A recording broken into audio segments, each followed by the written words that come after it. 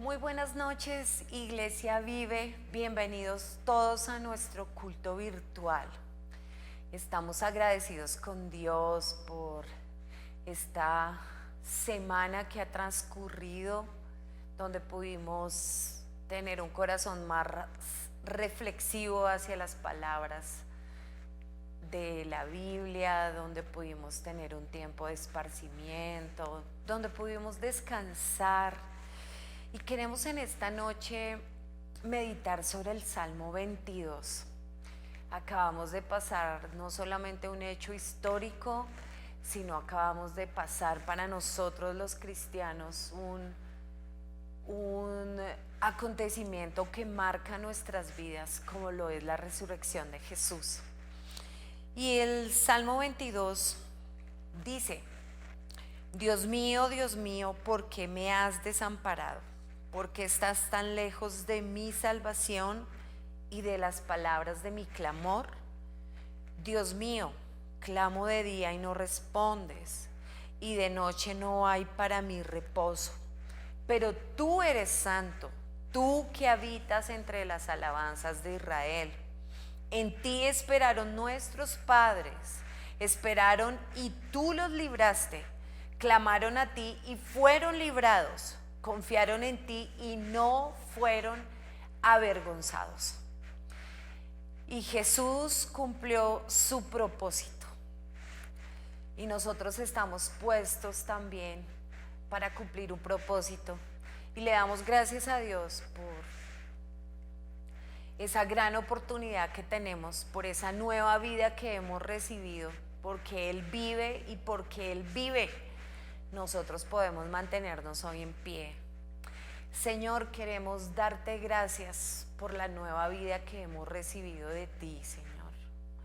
Gracias, Padre Celestial, porque hemos sido levantados después de pandemia para cumplir propósitos claros, así como hasta el último momento Jesús cumplió su propósito y fue a la cruz, murió y resucitó solamente para cumplir lo que el Padre había estipulado. Hoy, Señor, nosotros estamos puestos después de esta pandemia para cumplir propósitos. Y queremos en esta noche, Señor, orar para que no seamos acobardados, para que no nos falte sabiduría, no nos falte valentía, no seamos llenos de tu espíritu para cumplir la tarea que tú nos has dado, Señor. La tarea con la cual podemos alabarte y glorificarte. La tarea con la cual tu nombre es glorificado en medio de las generaciones, en medio de los tiempos, Señor. Hoy levanta generaciones en nuestro país que te glorifiquen. Levanta generaciones en nuestro país que puedan mostrar tu grandeza, que puedan mostrar cómo tú nos libras, cómo somos librados de muchas cosas, Señor, para bendición de la nación, para bendición de tu pueblo. En esta noche, Padre Celestial, queremos orar por nuestro país, por un país que demanda tu presencia, Señor, por un país que demanda tu visitación, por un país que se sostiene por el soplo de vida que solamente tú nos puedes dar. Oh Señor, oramos porque tú puedas llenar cada uno de los vacíos que existen hoy en el ser humano. Oramos para que tú puedas llenar en nuestra alma y en nuestro ser todas aquellas cosas de las cuales hemos sido engañados, de las cuales hemos sido abrumados, por las cuales hemos sido distraídos, que nos han impedido cumplir el propósito de vida, Señor. Y hoy oramos para que le des a tu pueblo un mayor discernimiento para evaluar, para corregir, para quitar todas aquellas cosas que nos impiden ser propósito, que nos impiden ser vida, que nos impiden poseer la vida en abundancia para la cual tú nos llamaste. Nos llamaste para vivir una vida en abundancia, Señor. No nos llamaste para vivir una vida mediocre, carente de propósito, carente de bendición, carente de visión, carente de vida, Señor. Hoy, Padre Celestial, oramos por esas nuevas cosas que tienes para tu pueblo, Señor. Oramos porque tu palabra dice que clamaron a ti, confiaron en ti y no fueron avergonzados. No nos permitas en este tiempo ser avergonzados, sino ayúdanos a entrar en esa nueva vida que tú tienes para nosotros. Oh Dios de la gloria, fuimos llamados para grandes cosas. Fuimos llamados para estar en este tiempo, en esta época, en este llamado, Señor. Fuimos llamados para este tiempo y en este tiempo, Señor, queremos revolucionar el lugar donde tú nos has colocado, Señor. Por eso, haz florecer en nuestra vida nuevos pensamientos, un nuevo sentir, nuevas acciones que muestren que somos un pueblo diferente, que muestren que nuestra vida ha sido renovada a través de tu Espíritu, a través de tu palabra que transforma, que hace nuevos seguidores, que la única que puede hacernos entender de manera objetiva para qué estamos en esta tierra, Señor. Ayúdanos a abandonar toda vanidad de mente, toda vanidad en nuestra alma, Señor, toda idolatría en nuestra alma, Señor, y podamos dedicarnos completamente a ti y al propósito para el cual tú nos llamaste, oh Dios. Gracias te damos en esta noche por aquellos que están cumpliendo su propósito en diferentes naciones, nuestros misioneros, por aquellos que están cumpliendo su propósito en lejanas tierras, Señor. Y dales a ellos contundencia en el mensaje que están predicando, Señor. Asimismo, te pedimos contundencia en el mensaje que predicamos en nuestras acciones y en nuestra manera de vivir. Gracias, Señor, por esta noche. Dejamos delante de ti este culto, tu palabra, Señor, este tiempo. Que no sea un tiempo de pérdida, sino que cada palabra que escuchamos sea una provisión para nuestro espíritu, para poder ser transformados.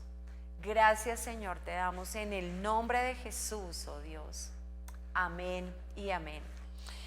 Queridos hermanos, queremos dejarlos con la alabanza. Separe este tiempo especial con el Señor. Escuche la palabra, traiga su Biblia, traiga a sus hijos, siéntese, tengan un tiempo especial donde Dios pueda mover sus corazones en este momento y esa palabra pueda transformar, pueda llegar a la profundidad de nuestro ser. Y no olvide que después le toca a usted recibir la palabra y interceder por esa palabra que usted ha recibido. Los bendecimos, les seguimos esperando en nuestros grupos de mentoreo, iglesia virtual, a la iglesia presencial. Dios les bendiga, les amamos. En mi corazón hay una canción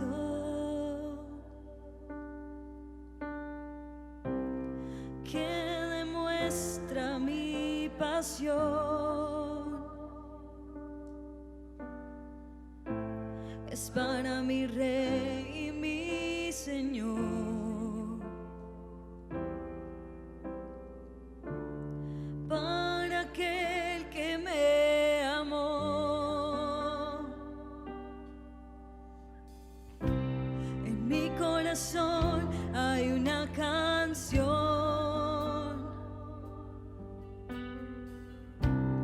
que demuestra mi pasión. Es para mi Rey y mi Señor,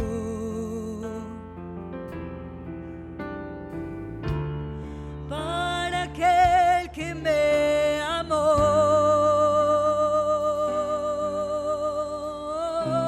Hermoso eres, mi Señor,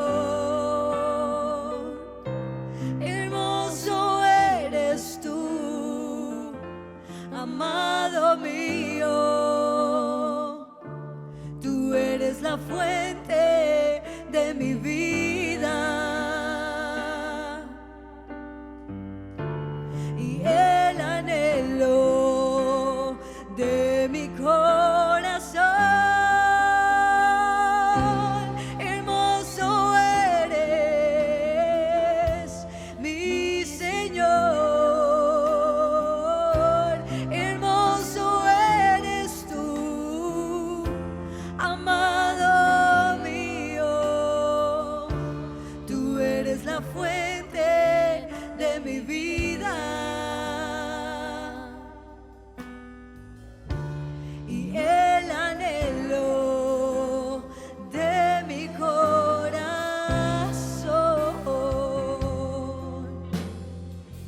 Te damos la bienvenida, Padre, te damos la bienvenida, Jesús, Espíritu Santo. Nuestra canción es para ustedes el día de hoy. En mi corazón hay una canción. Vamos, iglesia, dígale usted.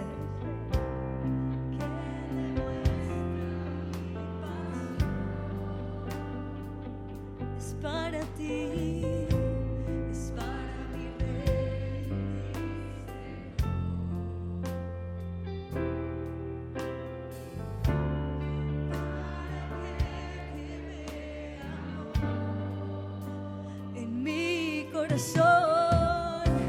En mi corazón hay una canción que demuestra mi amor por ti, que demuestra mi pasión.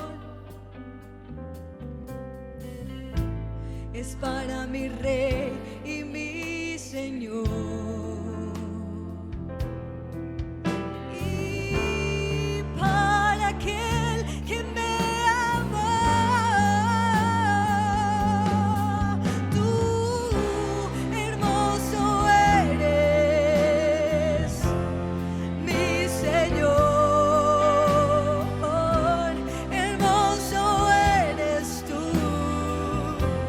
Amado mío,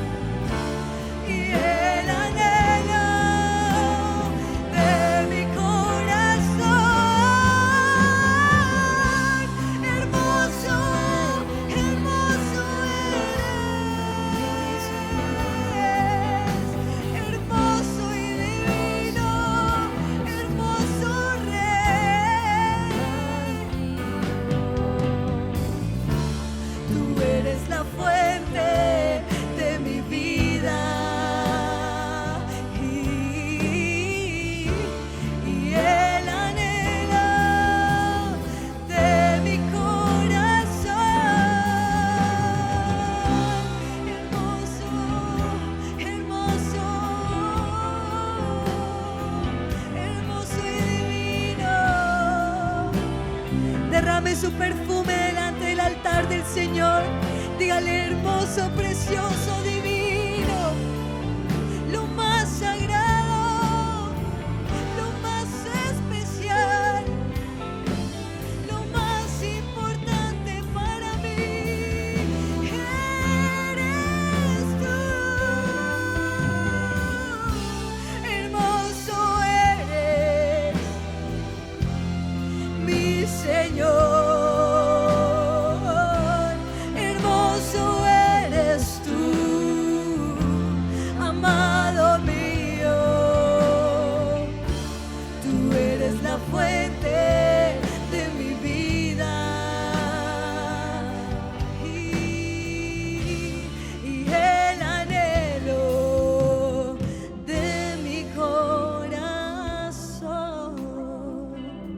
bueno estar aquí.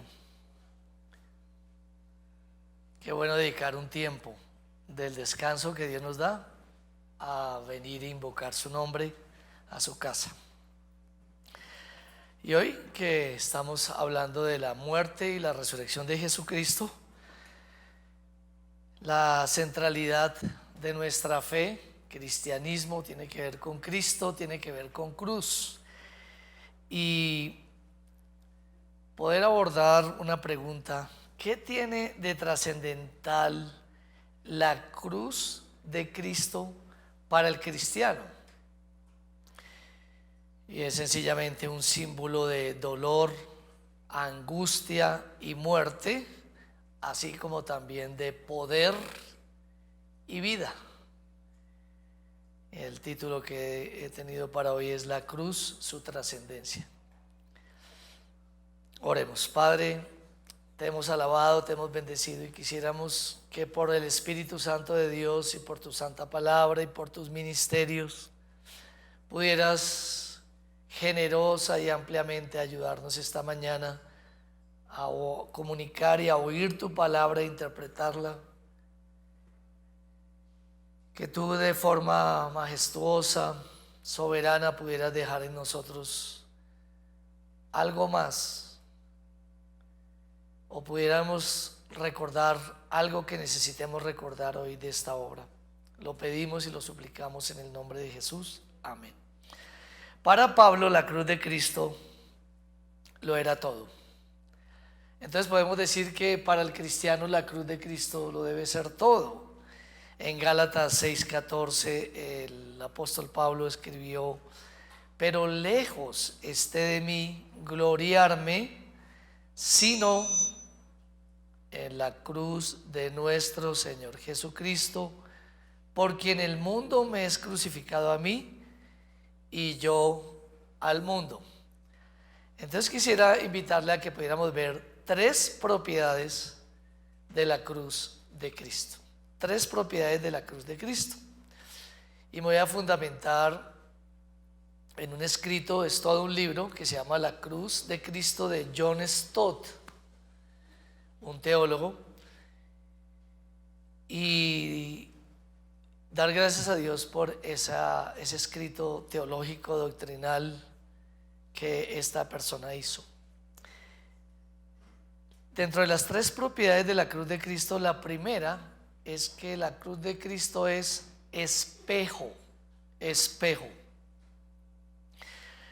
Los espejos fueron usados en las civilizaciones egipcia, griega, etrusca y romana, y fue usado en la cultura hebrea también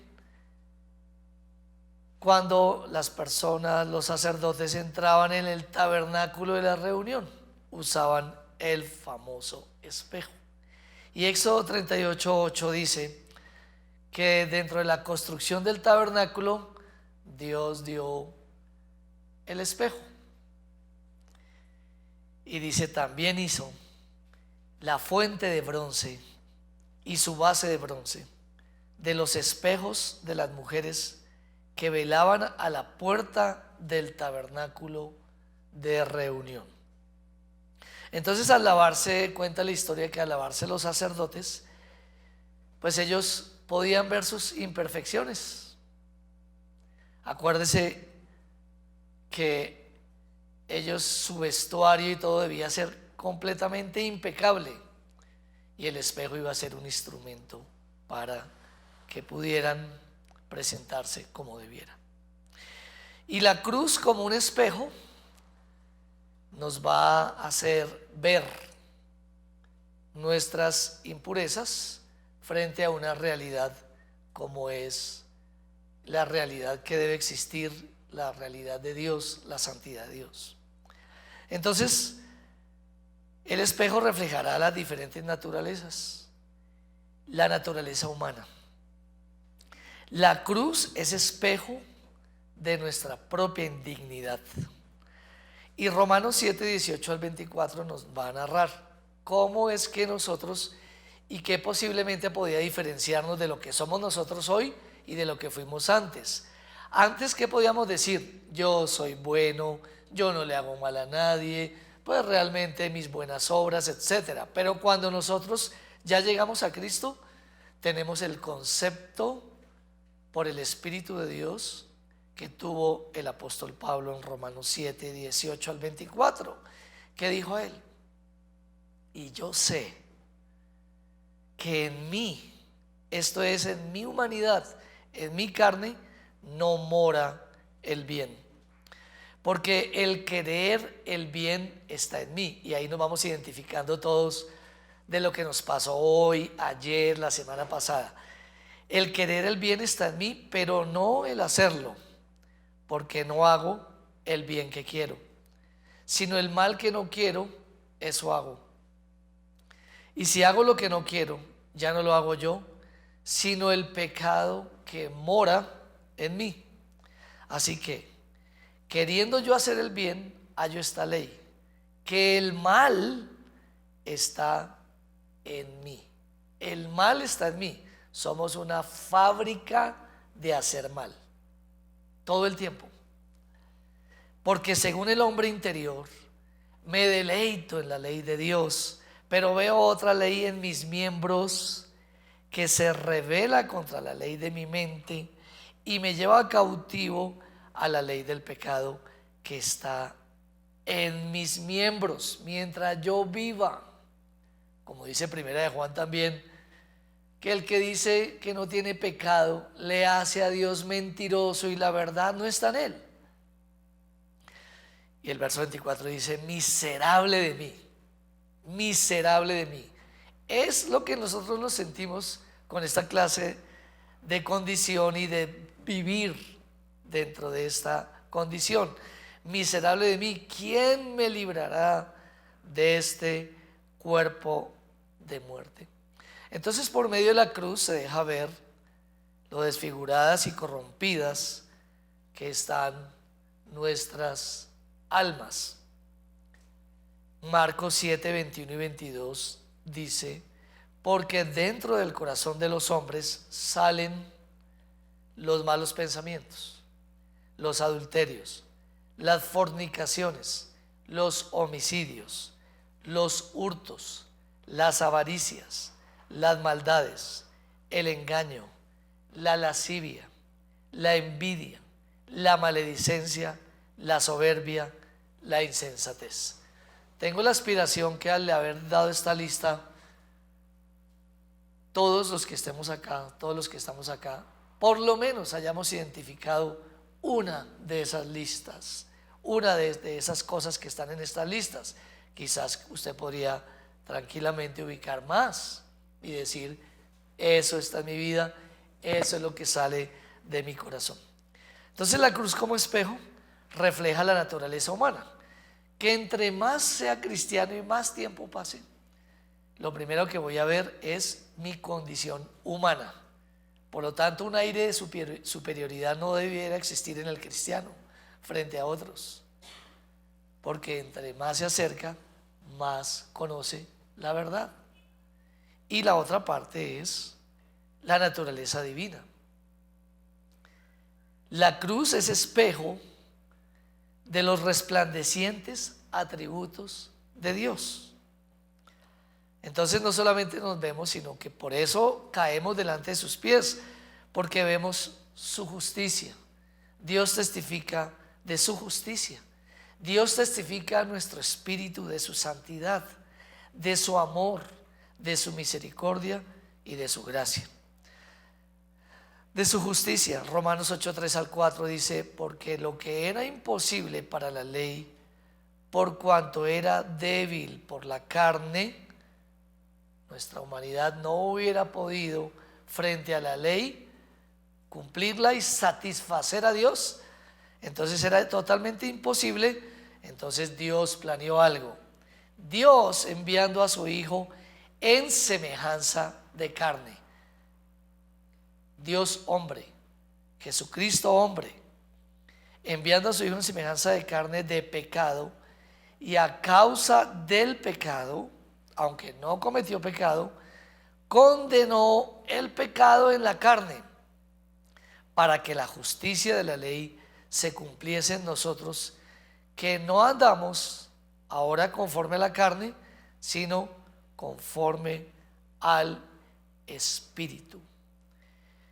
Entonces Dios nos deja ver su amor, su misericordia, su gracia. 2 Corintios 5:19 dice que Dios estaba en Cristo reconciliando consigo al mundo, no tomándoles en cuenta a los hombres sus pecados, y nos ha encargado a nosotros la palabra de la reconciliación. Y podemos decir más, desde la justicia de Dios, al que no conoció pecado, por nosotros lo hizo pecado, para que nosotros fuésemos hecho justicia de Dios en él. Entonces la primera propiedad de la cruz para el apóstol Pablo podía ser que es espejo, y para nosotros que es espejo, que nos hace siempre ver nuestra condición humana y siempre ver su condición santa. Número 2 es trayecto. Y cuando habla de trayecto, va a apuntar hacia 3 direcciones, que ahorita las vamos a ver. Entonces, el Señor ha sido redención para nosotros. El Señor ha sido libertad del pecado, libertad de la culpa, libertad de su causa y de su consecuencia, y de su castigo por medio de la cruz. Causa, consecuencia y castigo por medio de la cruz del Calvario.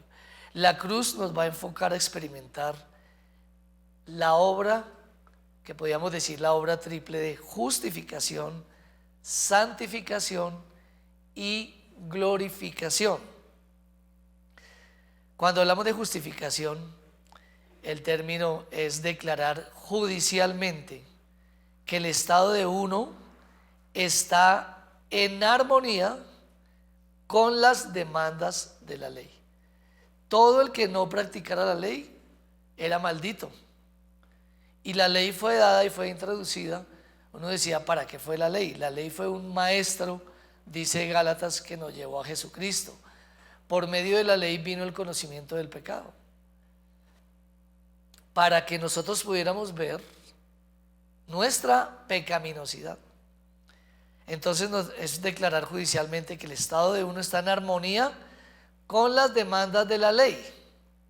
El sentido de esta palabra, dicen los comentaristas, que es forense o legal, no significando hacer bueno o santo, sino verlo o declararlo como tal, que es decir, que Dios nos ve como santos, aunque nosotros estemos llenos de imperfecciones. Como dijo Lutero, somos tanto santos como pecadores, pero Dios nos ve como santos por medio de la obra de su Hijo Jesucristo.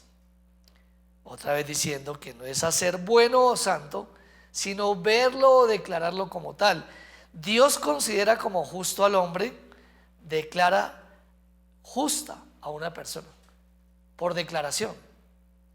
Isaías 53:11 dice que Jesús verá el fruto de la aflicción de su alma y quedará satisfecho. Por su conocimiento justificará a mi siervo justo a muchos. ¿A cuántos? A muchos. Porque es bueno introducirnos en lo que vamos a hablar más adelante. Y llevará las iniquidades de ellos. ¿Cómo lo hizo? En la cruz del Calvario. Y justificación es lo antitético de la condenación. Justificación en lugar de condenación. Que todos los seres humanos, por tener pecado, merecen la muerte, pero ni siquiera merecen, no, viven en muerte. Primero en muerte espiritual, en su relación con Dios, luego en muerte física y finalmente en muerte eterna, en separación total de Dios. Que una persona que se encuentre separada hoy de Dios, de seguro, si no se arrepiente, lo seguirá siendo o estando. Romanos 3:25 y 26 dice: a quien Dios puso como propiciación por medio de la fe en su sangre, la sangre derramada en la cruz, la vida de Jesús, para manifestar su justicia, la justicia de Él, no la justicia nuestra, porque nosotros somos injustos, el justo por los injustos, para manifestar su justicia a causa de haber pasado por alto en su paciencia los pecados pasados, con la mira de manifestar en este tiempo su justicia, a fin de que Él sea el justo y el que justifica al que es de la fe de Jesús. Y ya habíamos leído 2 Corintios 5:21, lo había pronunciado: al que no conoció pecado, por nosotros, Él no hizo pecado, Él no tuvo conexión con el pecado, Él no participó del pecado, Él no practicó el pecado, por supuesto. Por nosotros pasó a ser como si hubiera pecado, para que nosotros fuésemos hechos justicia de Dios en Él. Por la cruz vino nuestra libertad. Y nos dice entonces, estamos hablando de que es justificación, ahora miremos santificación, del hebreo kadash, brillar con relación a la santidad y la pureza, que por consecuencia, por la cruz de Cristo, no solamente somos justificados, sino santificados, somos apartados para Él, y por medio de Él sus mandamientos no son gravosos, y por medio de Él nosotros podemos vivir una vida de consagración por medio de la fe, que es la certeza de lo que se espera, la convicción de lo que no se ve. Entonces en Éxodo 19, 5, 6 dice: ahora pues, si dieres oído a mi voz y guardares mi pacto, vosotros seréis mi especial tesoro sobre todos los pueblos, porque mía es toda la tierra, y vosotros me seréis un reino de sacerdotes y gente santa. Algo así como lo dijo Pedro: sed santos porque Él es santo. Sed santos en toda vuestra manera de vivir, nunca ajenos a la conexión con Él, porque solamente es dejar de conectarnos con Él e inmediatamente, y por nuestra propia obra, por nuestras propias obras, no por el Espíritu, tratar de mejorar la carne. Pero como dice Romanos, que frente a los apetitos de la carne no hay nada, no se puede mejorar, sino solo con el poder de Dios. Entonces también está relacionada la palabra con cortar o separar, la palabra santificación. Levítico 20, 26, el Señor dijo: habéis pues de serme santos, porque yo Jehová soy santo, y os he apartado de los pueblos para que seáis míos. Ustedes han sido apartados.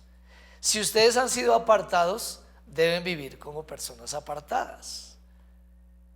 Apartadas no de las personas, porque Jesús cuando vino nunca se apartó de las personas. Por el contrario, conectó con ellas para hacer luz, pero sí apartadas de lo que las personas comúnmente llaman bien y es mal, o por su naturaleza práctica. En el Nuevo Testamento ya la palabra en griego es agiazo, y es sencillamente separados. Otra vez, Cristo no solo nos justificó, sino también nos separó, nos apartó, nos consagró, es decir, nos santificó, nos apartó para Él. Antes vivíamos para nosotros, antes vivíamos para el mundo por ignorantes que éramos ignorantes, por eso vivíamos así. También no teníamos el poder para escapar de esa condición. Pero venido Dios a nuestras vidas, venido Dios a la tierra, todo cambió. Venido Dios a nuestra vida, todo cambia. somos posicionalmente apartados y por consecuencia lo empezamos a hacer, lo empezamos a experimentar hasta el fin. Y viene la última parte de ese trayecto, que es justificación, santificación, glorificación. La palabra doxa, que significa opinión a los ojos de, es hacer glorioso algo o alguien que no lo era, hacerlo glorioso. Dios no deja inconcluso lo que Él en su soberanía comienza. Romanos capítulo 8, versículo 30 nos habla de todo el plan de Dios. Entonces dice: y a los que predestinó, a los que Él predestinó, a esos que predestinó. Tenemos un problema acá, y va a ser el cuestionamiento hacia Dios. Nos vamos a cuestionar frente a Él. ¿Por qué Él, si es bueno y es santo, por qué predestinó? A los que predestinó antes de que el mundo existiese, antes de que usted fuera, antes el Señor nos había predestinado en su preconsejo que tenía de todas las cosas. A esos que predestinó, a esos también llamó, a esos también justificó, y a esos también glorificó. Una obra perfecta, la que Él hizo. Nunca nos sentiremos solos entonces caminando esa salvación. Jamás deberíamos siquiera tener una duda de lo que Él ha hecho por nosotros. Entonces les he dicho que voy a hablar de 3 propiedades de la cruz de Cristo. La primera es espejo. La segunda, le hablé del trayecto de nuestra liberación, justificación, santificación, glorificación. Y la última, después de hablar que es espejo, es trayecto, es gancho. Es gancho. Y me refiero a su gracia, que es tanto suficiente como eficiente. Quiere tratar de repetir eso hoy, que la obra de Dios es tanto suficiente como eficiente. Esa es la obra que Él hizo.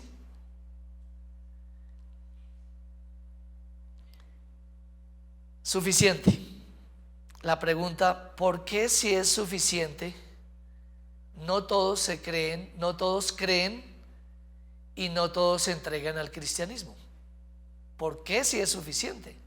Si vemos que habló de que su obra es perfecta, ¿por qué?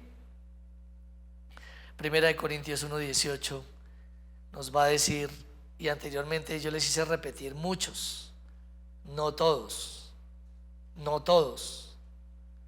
La obra de Dios, la obra de Cristo. ¿Cuántas procesiones hay hoy en día? La gente la respeta, pero la gente no la entiende. La gente no la puede profundizar, la gente no la puede proyectar, pero todos son conscientes de esa obra en la cruz. Dice 1 Corintios 1:18: porque la palabra de la cruz es locura a los que se pierden.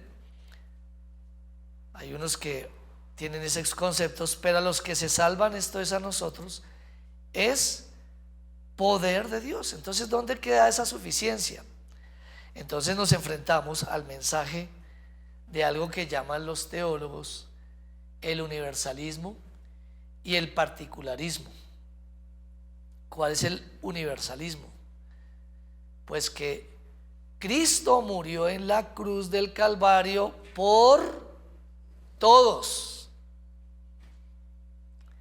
Entonces, consecuentemente, todos son salvos. Eso sería el universalismo. Y mucha gente dentro de la iglesia tradicional, de la cual hicimos parte un tiempo,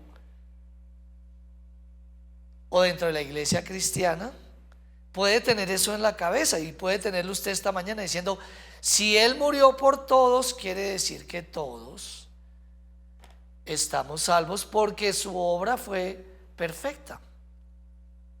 Entonces está un texto que la gente lo quiere analizar como Juan 3:16, que dice así: porque de tal manera amó Dios al mundo. Dios amó al mundo, que ha dado a su Hijo unigénito, para que todo aquel que en Él crea no se pierda, mas tenga vida eterna. Entonces habla del mundo. Cristo murió por el mundo, pero resulta que la Biblia nos habla que hay cielo y hay infierno. Entonces, si siquiera una persona está en el infierno o va a estar en el infierno, entonces aquí ya hay un problema, porque entonces no todo el mundo va a estar en esa sintonía y no todo el mundo va a poder ser salvo.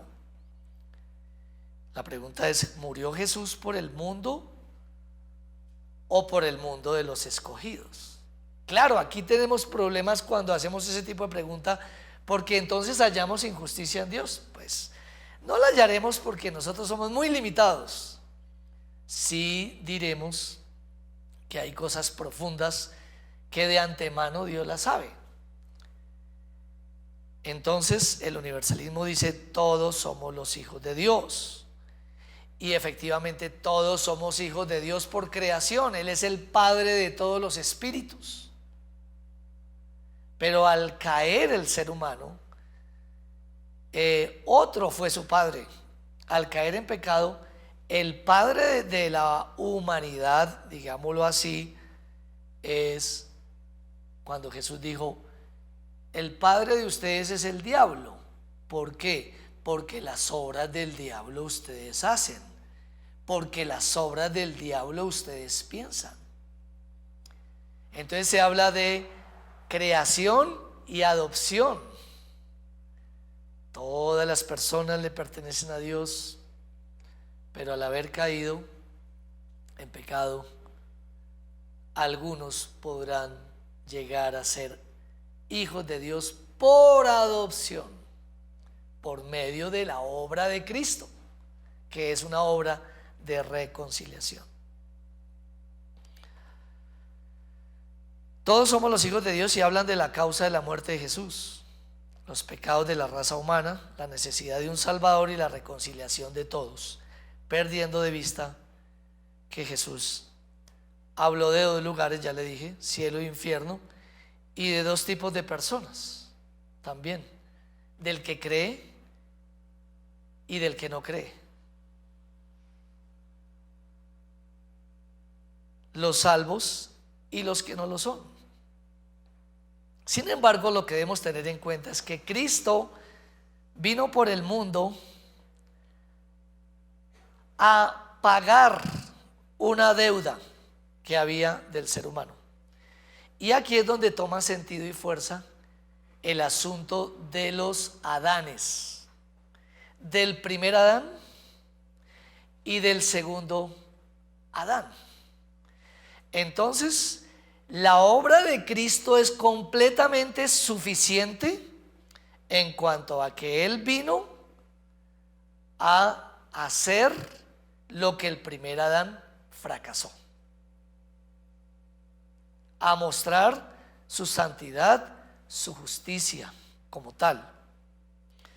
Cristo vino por el mundo a pagar una deuda como el segundo Adán, por cuanto que el primero fracasó. Romanos 5:18 dice: así que, como por la transgresión de uno solo, ¿de quién? De Adán, vino la condenación a todos los hombres. Y como dijimos anteriormente, ¿yo qué tengo la culpa de lo que hizo esa persona? No, por cuanto todos pecaron, están destituidos de la gloria de Dios. Somos iguales en el sentido de que con nuestros pecados nos hacemos iguales a Él.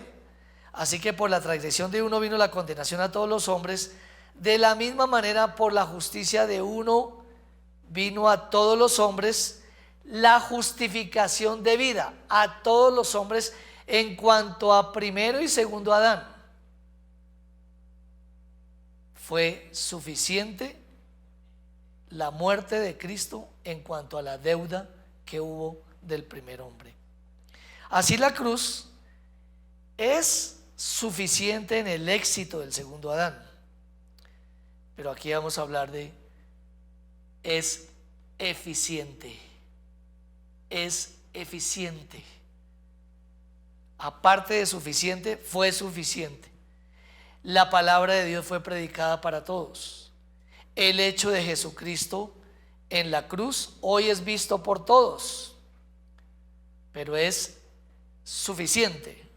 Pero es eficiente para los que reconozcan sus pecados.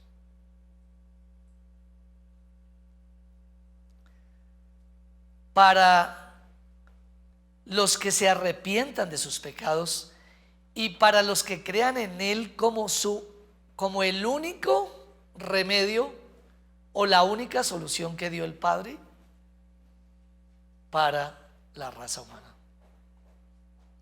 La santidad de Dios es su única alternativa de salvación. Jesucristo hombre. Y ellos entrarán y disfrutarán de una vida eterna. De una vida eterna. Y Juan 1, 12, 13 nos va a hablar de esa eficiencia de los que la participan. Dice, pero a todos los que le recibieron, a los que creen en su nombre, les dio el derecho de ser hechos hijos de Dios, los cuales no son engendrados de sangre, ni de voluntad de carne, ni de voluntad de varón, sino de Dios.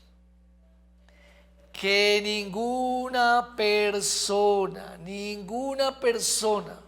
en la tierra, jamás, ninguna persona en su naturaleza humana podrá reconciliarse con Dios por sí mismo. Que ninguna persona podrá, nacida de hombre o mujer, podrá tener vida eterna.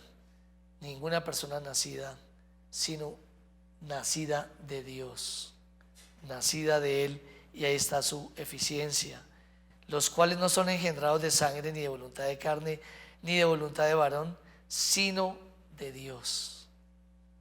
La obra de Cristo entonces es totalmente de fiar, pues fue dada con este fin. Y Juan, con razón, Juan 6, 37 y 39 dice, todo lo que el Padre me da, vendrá a mí. Y usted podría cuestionarse si, o sea, yo no. Bueno, hermanos o amigos, no sé. Pero Jesús dijo, todo lo que el Padre me da, vendrá en mí. Todo lo que Él planeó allá de antemano, o planeamos estando, así será. Todo lo que el Padre me da, vendrá a mí.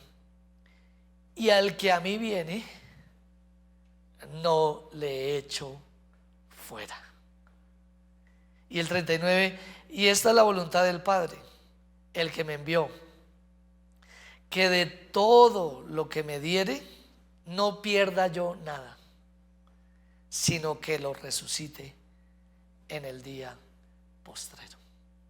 Entonces, en ese sentido, hermano, la gracia de Dios es eficiente, la obra de la cruz es eficiente, pero es suficiente para toda la humanidad, crea o no crea, en cuanto a lo que Él mostró por medio del segundo Adán. Y es eficiente para todo aquel que en Él cree, no se va a perder, mas va a tener vida eterna. Entonces, ¿qué tiene de trascendental la cruz de Cristo para el cristiano?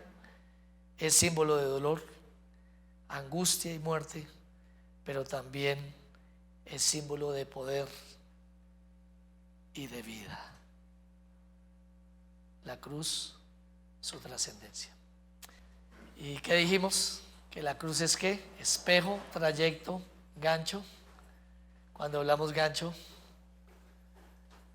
Él nos ha traído con cuerdas de amor.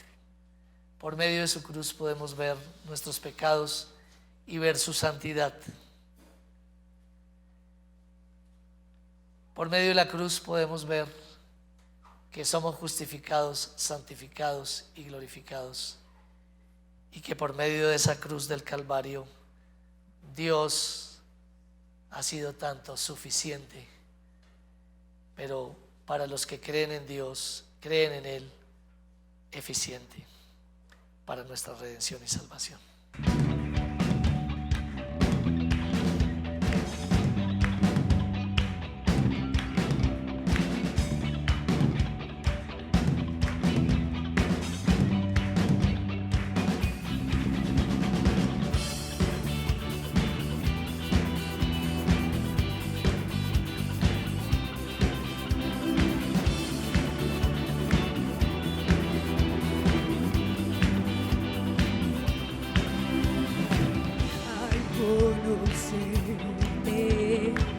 He nacido otra vez, ya no soy igual, has cambiado mi ser, mi corazón, por tu sangre cambió, he vuelto a vivir, nueva sangre hay en mí, dentro de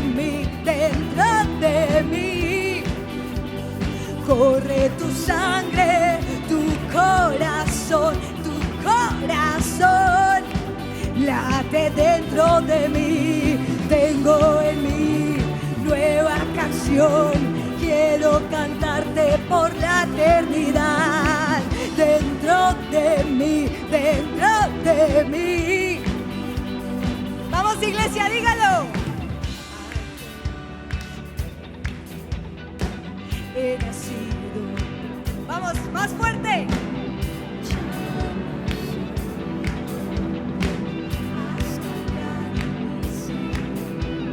Mi corazón por tu sangre cambió. He vuelto a vivir. Nueva sangre hay en mí. Dentro de mí. Corre tu sangre, tu corazón, late dentro de mí, tengo en mí nueva canción, quiero cantarte por la eternidad, dentro de mí. Levante sus manos conmigo y diga, me amaste hasta morir, por salvarme, nunca dejaré de amarte. Con sus palmas aquí, dentro de mí. Vamos, iglesia. Tu corazón.